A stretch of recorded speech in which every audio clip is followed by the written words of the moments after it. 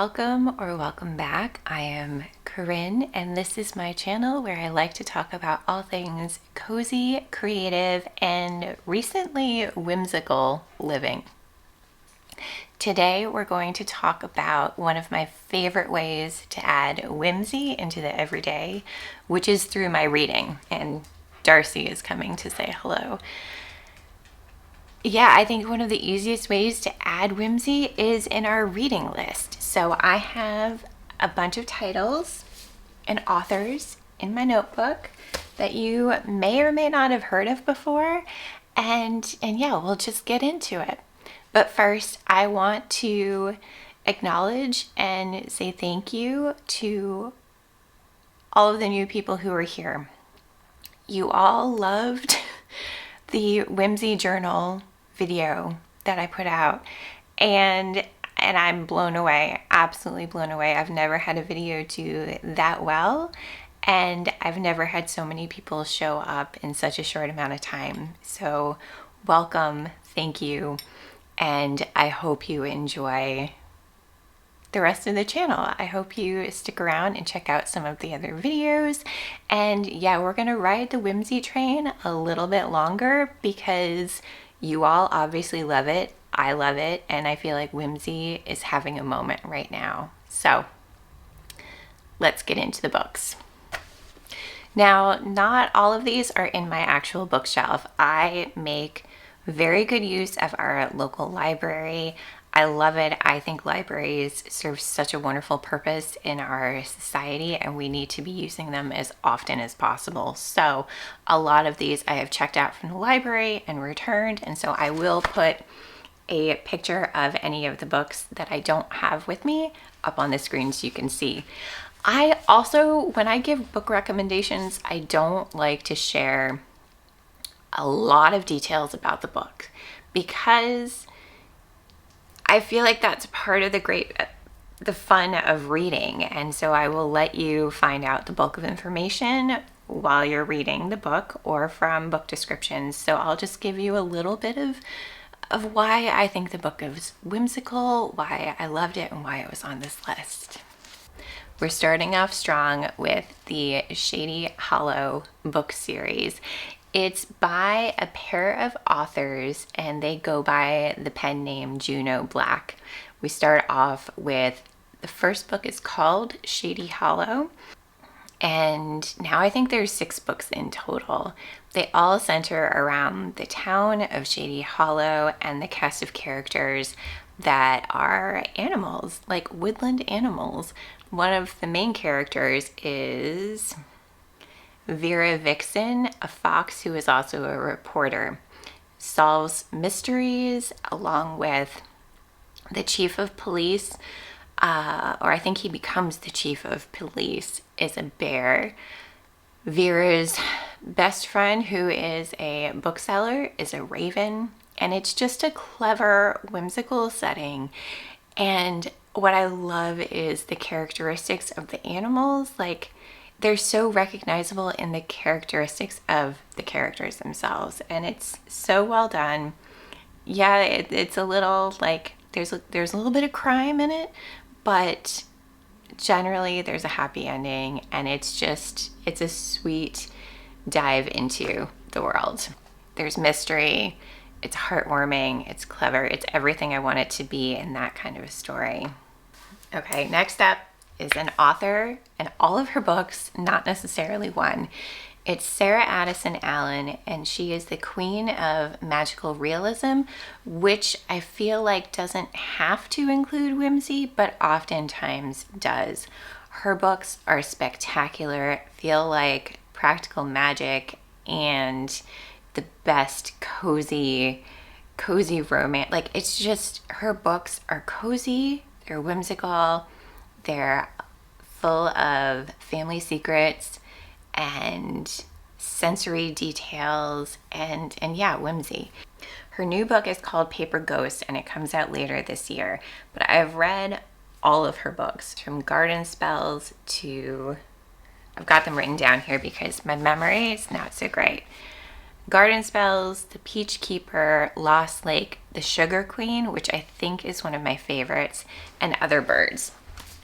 I also have, her titles are gorgeous. This is Other Birds, which had a little bit of a different flavor from her earlier books, but still stunning, and I gobbled it right up.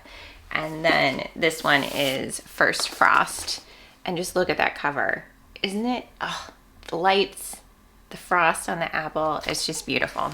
So if you haven't checked Sarah Addison Allen out, please do yourself a favor and pick up any of her books. They are all fantastic. Next, I have A Recipe for Magic and Mayhem by J.M. Wallace. And this one I listened to on audio because my friend Jess Moran narrated it, and it was a treat to hear her narrate a story. And this book is part of the Ella Moore Enchanted series. I think there's one more out now. And it's fantasy, it's romance, there's baking, there's mischief, there's mayhem, obviously. It's funny, the characters are endearing, there's broody male character, I think she's pretty clumsy if I'm remembering correctly, clumsy baker, who is the main character of the novel, and it's really, really sweet. There's a baking competition, there's magic gone awry. It's really a very cute book. And I look forward to reading the next one when I get a chance. Another one's very similar to Sarah Addison Allen. So this is a bunch of books, not just one. The author, Heather Weber, and she has written treasures like At the Coffee Shop of Curiosity, and most recently, The Forget-Me-Not Library. She also has a new one coming out, and I can't think of the name. I did not write that down. Let's talk about The Forget-Me-Not Library because it's the one that I read the most recently. So this book follows two women, one of which is a single mom, another one is a traveler, wanderlust soul, and they come together in this small town with a small town cast of characters and a library that pulls the town together. It's sweet, it's heartwarming. The cast of characters is just wonderful. I think what most of these books have in common is a bunch of characters who span generations and just come together in a heartwarming human kind of way with a little bit of magic sprinkled in. So I highly recommend her books. They are fantastic. I will read anything that she puts out. So I'm going to say this up front. I read just about anything. I will read just about anything. In terms of romance, I read the whole spectrum, open door, closed door, spice levels. I will read just about anything. That's not for everyone. So these next two recommendations are on the spicier side. So be warned. Just be warned. Maybe check out Goodreads before you dive in. All right, the Elderberry Falls series by Cora Crane. The first one is The Orc and the Innkeeper, and I will just read the tagline. It's a spunky human innkeeper drowning in magical pests and a brooding orc brewmaster and the fake engagement that could save them both. So I mean, how many tropes are right in that one sentence? It is perfect. It's absolutely perfect, and the rest of the books are as well. I forget how many are in that series, but they're fun, quirky characters, quick-witted. All I can think of is like pesky pixies, kind of like, it's just full of whimsy and fairy dust and magical things gone awry and mixed with the human world, and they're super fun books. Check them out, but again, definitely on the spicier side. Same goes for the Never Harbor series by Julie Olivia. The first one is Off the Hook, and I absolutely adore these books. I think there's 3 of them now. They're all small town romance, a little bit of magical realism, and they all are based off of or have a tie-in to Peter Pan. So if you love Peter Pan, you will love these books. No, I take that back. If you love Peter Pan and you love kind of spicy romance combined, kind of an odd thing to say, you will love these books. The characters are sweet and endearing. The first one, so Off the Hook, cottage by the sea, single dad. Oh, this is the one where, so his brother's ex-fiance ends up being his nanny when he's in a pinch without having someone to take care of his son. And yeah, I'll just leave it at that. It's fantastic. The rest of the books are equally good. They're fun. And again, it's just that like quirky little bit. And whenever I know that there's a tie-in to something bigger, like a beloved story like Peter Pan, I think it's always fun to look for those connections. Or if it were to be like a Pride and Prejudice thing, looking out for ways that it's connected to the original, I find so much delight in that. It's so fun for me, and it just adds another layer of enjoyment as a reader, and that in itself feels a little bit whimsical because it's like treasure hunting. It's really fun. Oh, we're getting there. We're doing well. We've got a couple more to go. And not all of these, like most of these are not hot off the presses books. And when I recommend books, I like to share things that maybe have been around for a little while. They deserve another chance. They, won't take as long to get if the holds list is not super long at the library. Like, books are here to be enjoyed from here on out. Like, let's keep them going and let's keep them in rotation and give these authors and stories like more chances to delight us. All right, we have A Witch's Guide to Magical Innkeeping by Sangu Mandana. And I'm pretty sure that a lot of you have heard of this book and her other one, The Very Secret Society of Irregular Witches. I liked A Witch's Guide to Magical Innkeeping better than the first one.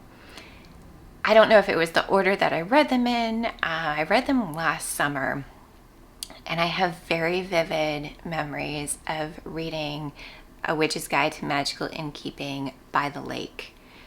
One of my favorite places to be in the summertime, and it just felt so good, and the breeze and I like reading is such an experiential thing on the page, but also whatever's going on around you. And when the two marry together and you end up with this like full sensory memory, it's the best thing in the world. The best thing in the world. So if you haven't heard about it, in A Witch's Guide to Magical Innkeeping, there's found family, romantasy, a bookish historian, reclaiming lost magic, just heartwarming, again, a cast of characters that just tugs at your heart in so many good ways. You end up rooting for them, not only to end up together in the end, but you want good things to happen to them. And yeah, this one was just so sweet and tender, and the idea of reclaiming magic, reclaiming parts of yourself and why, and stepping into your power, these are all things that come up in our own lives. And when we see them in these books that are whimsical and magical, I think it just sparks something inside of us that makes you feel good and like you're a part of this bigger thing, that there is magic inside of all of us, and we have the capacity for so much love, for so much beauty, for so much awe and whimsy. And it just enhances everything when we can when we can embrace that about ourselves. All right, and last up, I have Agnes Aubert's Mystical Cat Shelter by Heather Fawcett. This is a recent release, and I read it just a couple weeks ago, so not that long ago. This book has been all over the place, and I enjoyed it more in thinking about it afterwards. I don't know what it was. When I was reading it, I enjoyed it and I was curious about the story. But it wasn't really until like the week afterwards I found myself thinking about the characters, thinking about the setting, and really kind of revisiting it in a way that I don't often do with books. A lot of times I finish the book and that's kind of it. And like I said in the beginning, my memory is not that great. So I kind of leave them and move on to the next. But that one, it stuck with me, and I'm still not sure about what exactly it was. So in this book, it takes place in, I think it takes place in Montreal. If not Montreal, some other place like that. And there's a very type A, organized woman who has a cat shelter and takes care of cats, puts her needs to the side to make sure that all of these cats are protected and have a home and things stay orderly. And she needs to find a new place for the cat shelter, and ends up that her landlord is a very grumpy wizard. And all sorts of things ensue. There's like, I can't even describe what happens. It also handles grief in a really beautiful way. It's really subtle. And I think maybe that's why as I was reading it, I was expecting something different, but what it actually was very satisfying and tender in a very subtle way.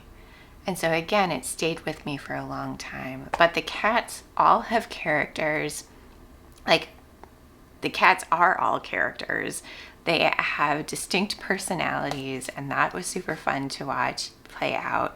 The way mischief happened because of the magic was really fun. It was just delightful. A lot of these books also have cats in them. Like when I was little, I was obsessed with cats. I couldn't have them. I had asthma and terrible allergies and could not have cats. And even still, my allergies are wild, but I would love to have a cat. I think it would just make things, it would just be the cherry on our bookish, whimsical living situation here. Not that our dog is not wonderful. We love Darcy so much. But I know my husband had cats growing up too and loved cats. Yeah, so my point is, if you have had allergies, I have heard that there are cats that are lower on the allergy scale, but I need to look into this a little bit more. But if you have any suggestions about any of that, I would love to hear. I would also love to hear your favorite whimsical book recommendations. There's so many out there right now. Like I said in the beginning, whimsy is having a moment, and I'm here for it. I'm definitely here for it, and I know some of you are too. So let me know in the comments what your favorite whimsical book was, if you have any recommendations. And yeah, just say hello in the comments too. I'd love to get to know you all better. There's so many more of you than there were last week, and it's a little intimidating, I've got to be honest. So I'm trying to stay just focused on what we do here, and that's, sharing heartfelt, cozy, creative content to kind of spread the word that a gentle, cozy, thoughtful, intentional, somewhat quiet life is worth is worth celebrating, and it's worth protecting. So thank you for being here. I am so grateful for your presence. And until next time, be well, friends, stay cozy, and I will see you very soon.